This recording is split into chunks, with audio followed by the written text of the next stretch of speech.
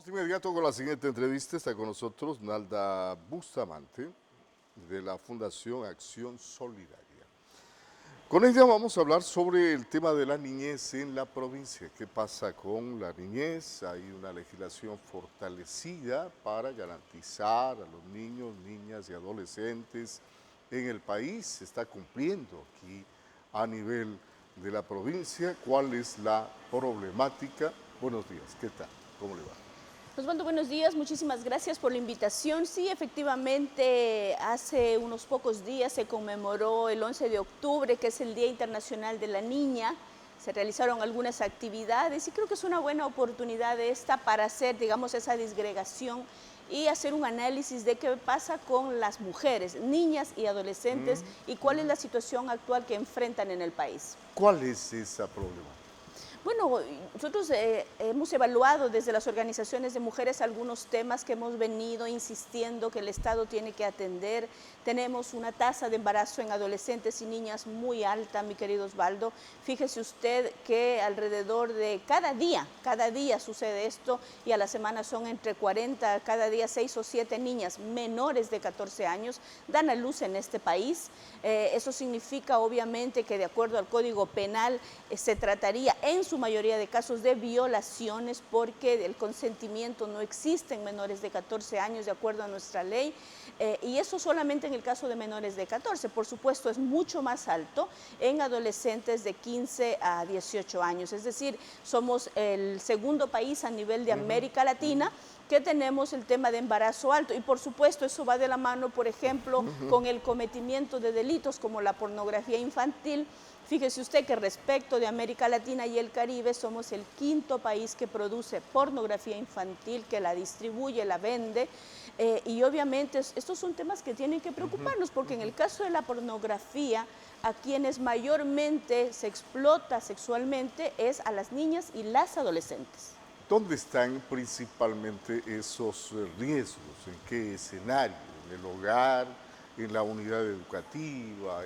¿En la calle? ¿Dónde están? Bueno, en general, mi querido Osvaldo, en general, fíjese que el Código de Niñez y Adolescencia establece que la protección de las niñas, de los niños, es una tarea que es una corresponsabilidad entre el Estado, la sociedad en general y la familia. Es decir, eso es lo que establece nuestra ley, que estos actores de manera conjunta deben garantizar la protección. Pero claro, si por ejemplo las niñas y los adolescentes y las adolescentes están abandonando sistemáticamente el sistema educativo, hace poco teníamos una referencia de que el 25%, sobre todo a partir de enero, donde se dictan estados de excepción, el estado de guerra, etcétera, el clima de inseguridad se vuelve bastante complejo, sobre todo para las niñas y las mujeres que perciben la inseguridad de manera distinta. Nosotros hemos tenido la oportunidad de conversar con chicos, con chicas y obviamente la lectura que ellos hacen de la inseguridad que viven en la Concordia, en Santo Domingo, es muy distinta por una cuestión de género. Entonces, claro, si los chicos, las chicas abandonan el sistema educativo, que es un factor de protección para ellos, por supuesto que incrementa el riesgo. Si en los barrios tenemos la inseguridad que tenemos, que si los chicos son captados, porque son los chicos y las chicas, obviamente eso explica este incremento, digamos, preocupante, no solo de la muerte de niños, como lo hemos hablado antes con usted, sino también de la violencia que se comete contra las niñas y las adolescentes. Sí, estamos viviendo momentos difíciles. Y claro, la familia debería ser el principal puntal aquí, así lo establece también la Constitución y la ley, en el sentido de que por eso se regula la tenencia, por eso se regulan los alimentos, por eso se regulan las visitas, porque precisamente la familia es el núcleo principal de soporte para establecer los derechos de la niñez y adolescencia. Sin embargo, esto de la inseguridad, esto del aparecimiento, del auge de las bandas delictivas, nos ha creado otro gran inconveniente a los padres de familia, porque claro, los padres de familia ahora tienen que multiplicarse para saber dónde están sus hijos, con quién están sus hijos, qué están haciendo sus hijos, porque ya hasta se ha hablado de escuelas de sicariato que funcionan clandestinamente en algunos sectores del país y esto es preocupante. Bueno, fíjese, sí, realmente nosotros decíamos en otra entrevista, Osvaldo, con usted, que quienes ponen el cuerpo a esta guerra interna son los niños, los adolescentes, sobre todo los adolescentes cuando son captados por el crimen organizado, como es de conocimiento en este país. Y claro, yo digo, a eso también hay que añadirle el tema de la creciente pobreza que se ha incrementado en los últimos años, que por supuesto también afecta a la familia, es decir, una familia que no puede comprar una lista de útiles, una familia que no puede comprar un uniforme, un libro, difícilmente va, por ejemplo, a poder enviar a los niños al sistema educativo. Y el Código de Niñez en eso es bastante sabio, porque el Código de Niñez dice, si bien la familia es el principal espacio de protección para el niño, dice que cuando la familia, por diferentes situaciones y carencias, tiene dificultades para asumir ese cuidado, es el Estado quien debe hacer un acercamiento a la familia para acompañar y proteger a los niños, niñas y adolescentes. Sin embargo, a pesar de que existen algunos programas de acompañamiento, falta mucho. La cobertura que tienen esos programas son mínimos.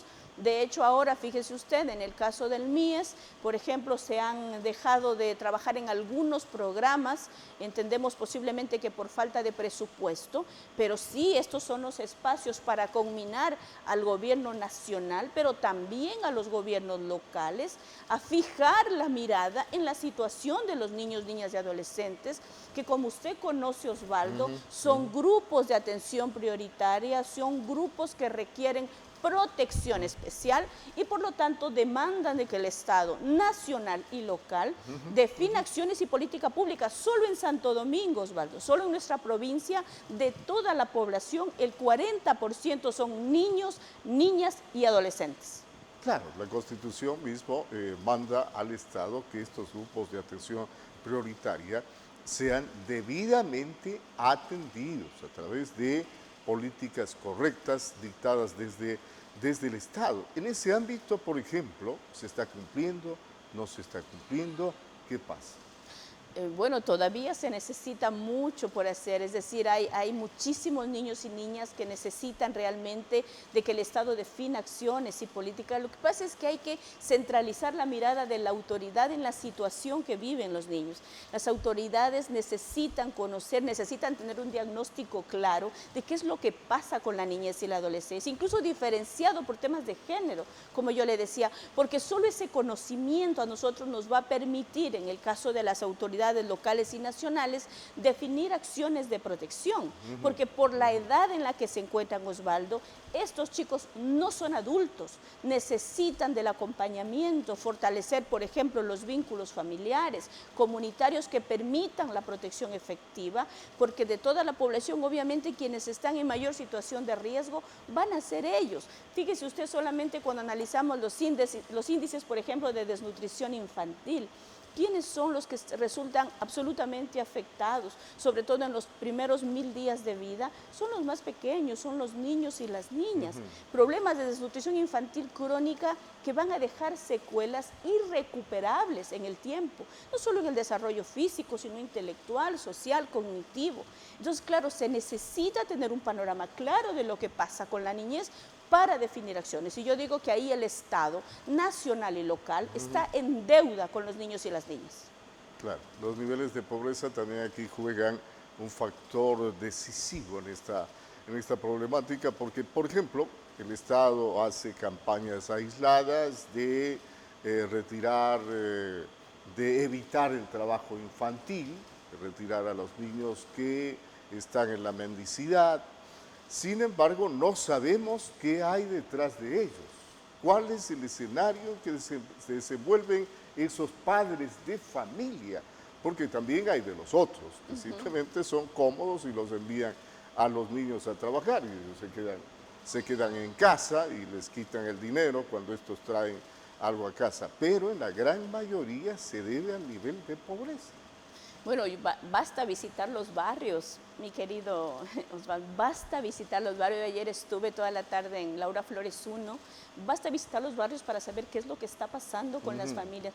Familias que tienen todo el ánimo de cuidar, de proteger, que aman a sus hijos, pero les rebasa la situación económica, por ejemplo, ¿no?